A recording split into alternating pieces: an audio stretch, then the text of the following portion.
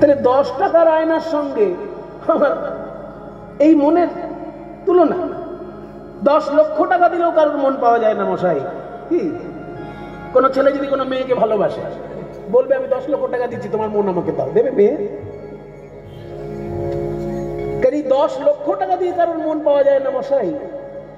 আর 10 টাকার আয়নার সঙ্গে মনকে তুলনা দিয়ে দিলেন।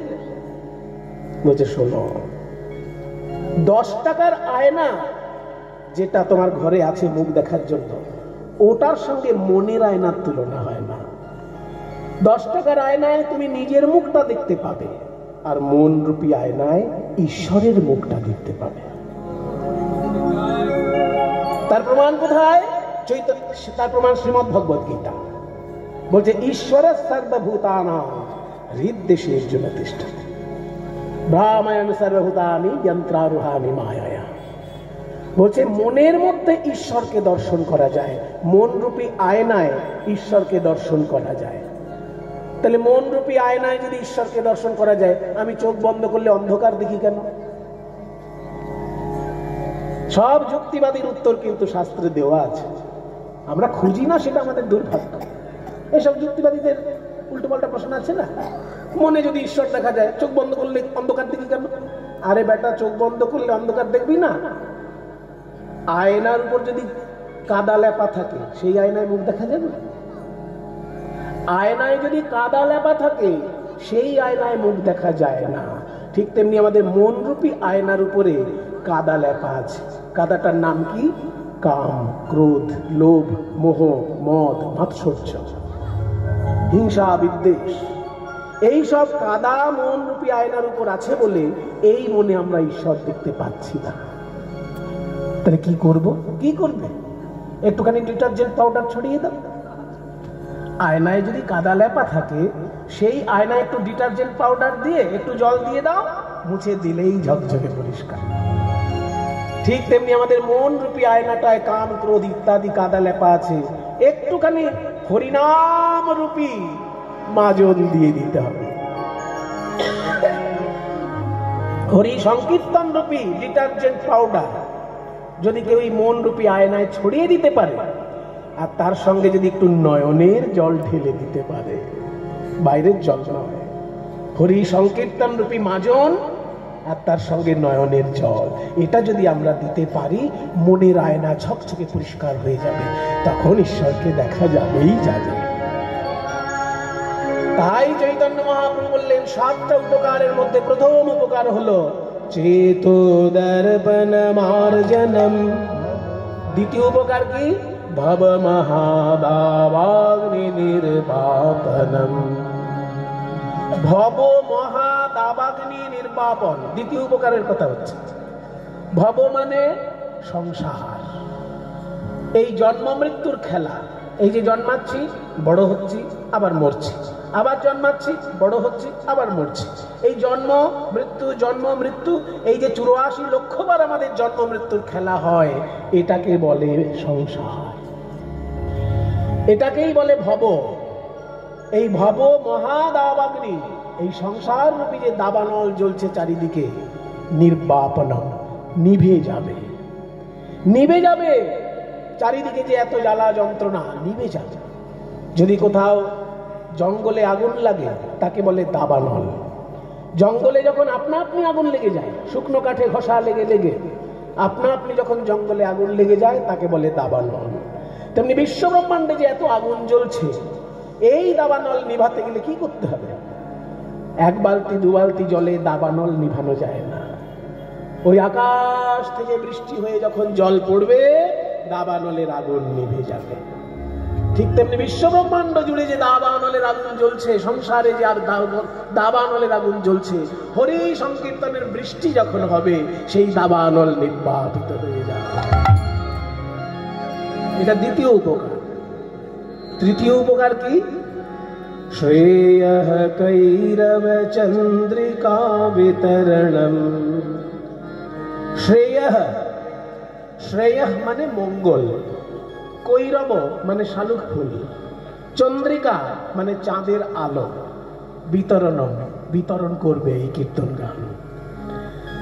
আকাশের চাঁদ যখন আলো বিতরণ করে, তখন শালুক ফুল আপনা আপনি প্রস্ফুটিত হয়। শালুক ফুল ফুটে ওঠে চাঁদের আলো পেলে পরে। ঠিক তেমনি জনগণের মঙ্গল যদি কেউ চাও, শুধু মাইক ফাটিয়ে রাজনৈতিক প্রচার করলে জনগণের মঙ্গল হবে না। হরি সংকীর্তনের বাণী ঘরে ঘরে প্রচার করতে হবে। সাধারণ লোক মনে করে এই লিডার এই কথা বললো, ওই লিডার ওই কথা বললো, দুজনে মিলে ঝগড়া বেঁধে গেল, আমাদের খুব মঙ্গল হবে। হবে না। ওনারা মুনাফা তুলে নেবেন, যে লিডারকে জিতাবেন সেই মুনাফা তুলতে শুরু করবে। কারণ যে যাবে লঙ্কায় সেই দাবন হবে, এ তো আমাদের জানার কথা। সেই জন্য জনগণের মঙ্গল যদি কামনা করতে চাও, মাইক ফাটিয়ে শুধু রাজনৈতিক প্রচার নয়, হরি সংকীর্তনের মধুর বাণী, চৈতন্য মহাপ্রভুর প্রেমের বাণী ঘরে ঘরে যদি পৌঁছে যায়, জনগণের কল্যাণ হবেই হবে। মিলিয়ে নেবেন। যদি কোনো বাচ্চা ছেলে ছোট থেকে কীর্তন শুনে বড় হয়, ভাগবত পাঠ শুনে বড় হয়, সে বাবা মার সেবা করবে না তো কে বাবা মার সেবা করবে? সে লোকের উপকার করবে না তো কে লোকের উপকার করবে? সেই জন্য হরি সংকীর্তন, ভাগবত, গীতা, পূজা, এই ভগবানের যে বাণী, মানুষ হবার যে বাণী, মানুষ হবার জন্য বাণী ভগবান রেখে গিয়েছে গীতার পাতায়, ভাগবতের পাতায়, চরিতামৃতের পাতায়, সেগুলো যদি ঘরে ঘরে প্রচার হয়, জনগণের কল্যাণ আপনি হবে। তাই বলছে শ্রেয় কৈরব চন্দ্রিকা বিতরণম, অর্থাৎ জনগণের কল্যাণ রূপী শালুক ফুলে আপনা আপনি চাঁদের আলো এসে পড়বে, আর সেই চাঁদের আলোটা হচ্ছে হরি সংকীর্তন। শ্রেয় কৈরব চন্দ্রিকা বিতরণম, তৃতীয় উপকার গেল এটা। এবার চতুর্থ উপকার কি? বিদ্যা বধূ জীবনম। বিদ্যা বধূ জীবনম।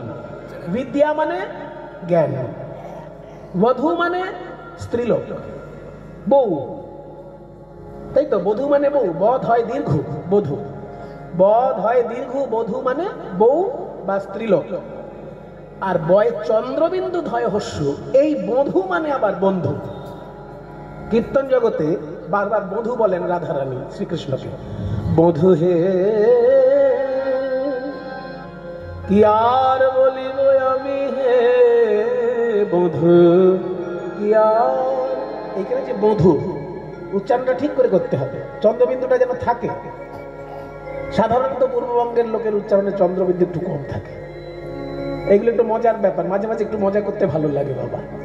ঘটি আর বাঙালের একটা বেসিক ডিফারেন্স আছে।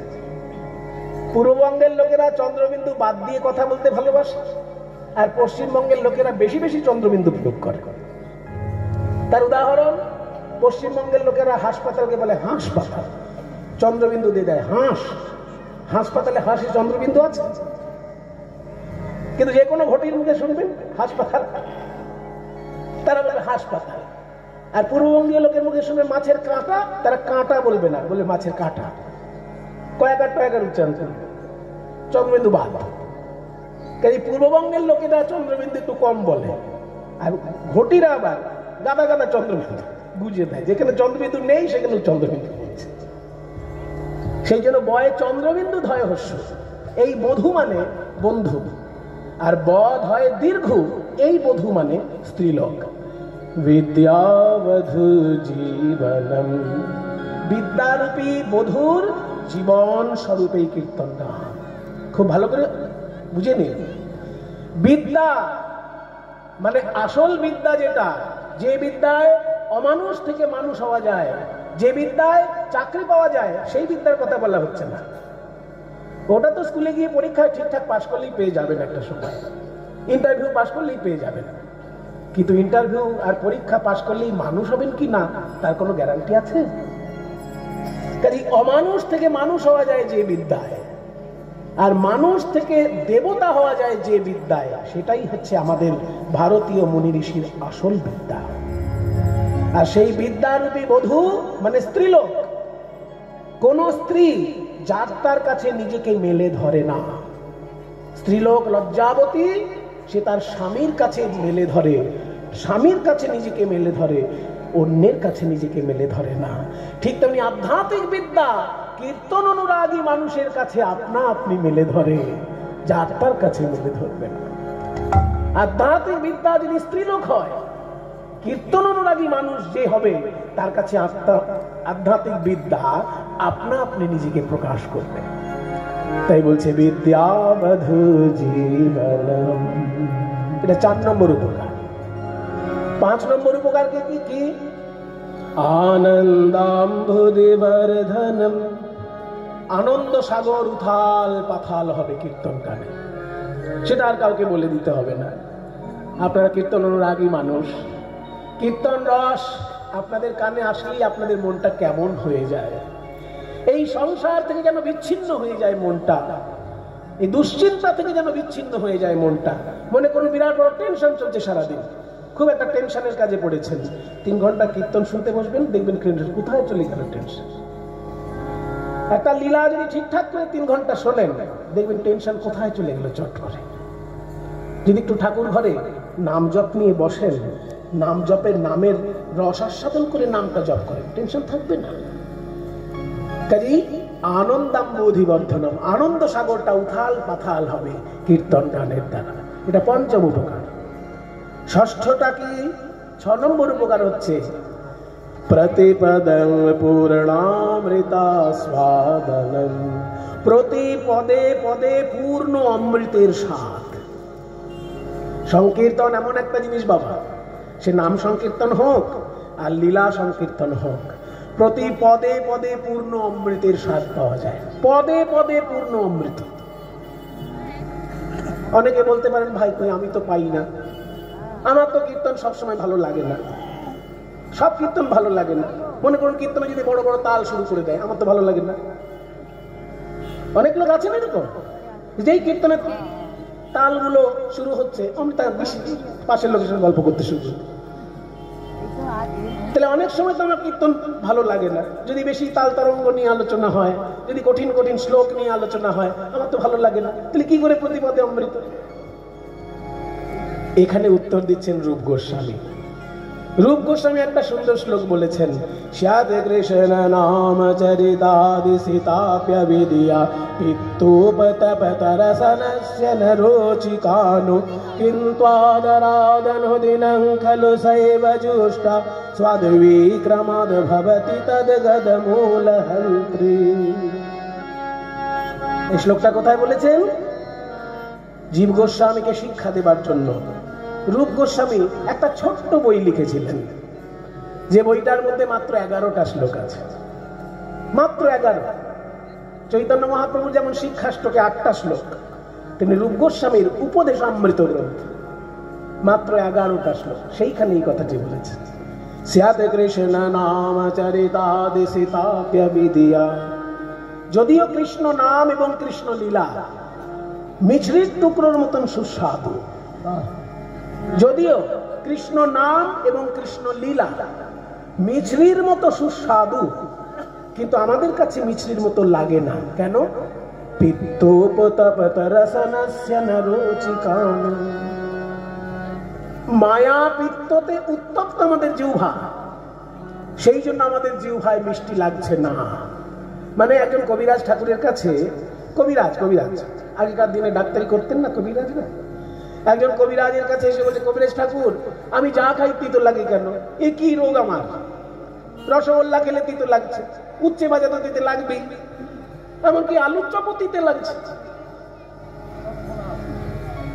তিতে লাগে কেন? যা খাই চাটনিও তিতে লাগছে। বলে শোনো বাবা, তিতেটা রসগোল্লা আর চাটনিতে নেই, তোমার জিহ্বায় রয়েছে। হ্যাঁ হ্যাঁ, পিত্ত রোগ যখন বেড়ে যায়, পিত্ত রোগ, তখন জিভটাই তিতো হয়ে যায়, যা খাবে তাই তিতো লাগবে। তাহলে কি করব? পিত্ত রোগের ঔষধ হচ্ছে মিছরি। মিছরিও তিতো লাগে। বলে এখন লাগবে তোমার মিছরিটা তিতো, কিন্তু দিনের পর দিন খেতে থাকো, খেতে খেতে খেতে খেতে যখন দেখবে একটু একটু করে তিতো কমে আসছে, মিছরির আসল রসটা পাচ্ছ, জানবে তোমার পিত্ত রোগ সেরে যাচ্ছে। ঠিক তেমনি মায়ারূপী পিত্ত রোগ, অবিদ্যারূপী পিত্ত রোগ আমাদের জিহ্বায় থাকার জন্য কৃষ্ণ নাম কৃষ্ণ লীলা আমাদের কাছে মিষ্টি লাগছে না। কিন্তু দিনের পর দিন শুনতে শুনতে গাইতে গাইতে যখন একটু একটু মিষ্টি লাগবে, জানতে হবে মায়া পিত্ত রোগ দূর হয়ে যাচ্ছে। প্রতিপদং পূর্ণামৃতা স্বাদনম, 6 নম্বর উপকার এটা, যে প্রতি পদে পদে পূর্ণ অমৃতের স্বাদ। 7 নম্বর এবং শেষ উপকার কি? সর্বাত্মস্নপনং পরং, সর্বাত্মস্নপনম, সর্বাত্মস্নপনম মানে সকল আত্মাকে একসঙ্গে স্নান করিয়ে দিতে পারে কীর্তন গান। সকল আত্মা, পাপী হোক, পুণ্যবান হোক, ভক্ত হোক, নাস্তিক হোক, সবাইকে স্নান করিয়ে দেবে। মনে করুন যে লোকটা পুকুরে নেমে স্নান করছে, তার স্নান হচ্ছে, কিন্তু যে পুকুর পাড়ে দাঁড়িয়ে আছে তার তো স্নান হচ্ছে না। কিন্তু ঝমঝম করে যদি বৃষ্টি নামে, যে পুকুরে নেমেছে তারও স্নান হচ্ছে, যে পুকুর পাড়ে দাঁড়িয়ে আছে তারও স্নান হয়ে যাচ্ছে। ঠিক তেমনি হরি সংকীর্তনের বৃষ্টি যদি হয়, যে পাপী সেও শুদ্ধ হচ্ছে, আর যে পুণ্যবান তার আরো পুণ্য লাভ হচ্ছে। যে ভক্ত তার ভক্তি লাভ হচ্ছে, যে অভক্ত তারও জীবন ধন্য হয়ে যাচ্ছে। সকলকে স্নান করিয়ে দিচ্ছে এই কীর্তন গান। তাই চৈতন্য মহাপ্রভু বললেন যে আত্মার সার্বিক স্নান কিংবা সকল আত্মার এককালীন স্নান এই হরি সংকীর্তনের দ্বারা হয়ে যায়। নিতাই গৌর প্রেমানন্দ হরি বল। তাহলে যেটা আপনারা আজকে শুনলেন, এবার বাড়িতে গিয়ে মিলিয়ে নেবেন, একটুখানি কষ্ট করবেন বাবা। যার যার বাড়িতে চৈতন্য চরিতামৃত আছে, সবার হয়তো থাকে না, কিন্তু আমি জানি আপনাদের অনেকেরই আছে। ওই চৈতন্য চরিতামৃত গ্রন্থের একদম শেষ অধ্যায়টায় চলে যাবেন, দেখবেন 8খানা শ্লোক পর পর আছে। তার মধ্যে প্রথম শ্লোকটাই আমি আপনাদের কাছে বিশ্লেষণ করলাম। কীর্তন গানের 7 রকমের উপকার কি কি। আমার তো মনে হয় আমার জীবনে 7টা উপকার যদি নাও পাই, ওই প্রথম উপকারটা হলেই আমার জীবন ধন্য। কারণ প্রথম উপকারটা কি? মন রূপী আয়নাটাকে পরিষ্কার করে দেবে। এই মন আয়না যদি কারোর পরিষ্কার হয়ে যায় বাবা, সে অমানুষ থাকলে মানুষ হয়ে যাবে, আর সে মানুষ হলে দেবতা হয়ে যাবে। অমানুষ থেকে মানুষ, মানুষ থেকে দেবতা। এই উত্তরণটার জন্যই তো সব সাধনা। এত সাধনা কেন? যে যাই সাধনা করছেন, লক্ষ্য কিন্তু ওটা যে আমি যদি অমানুষ থাকি মানুষ হব, আর যদি মানুষ হই তাহলে দেবতা হয়ে যাব। এই উত্তরণ ঘটে যায় কীর্তনের দ্বারা। তা আজকে আমরা যে বিষয়টি আস্বাদন করছি বাবা,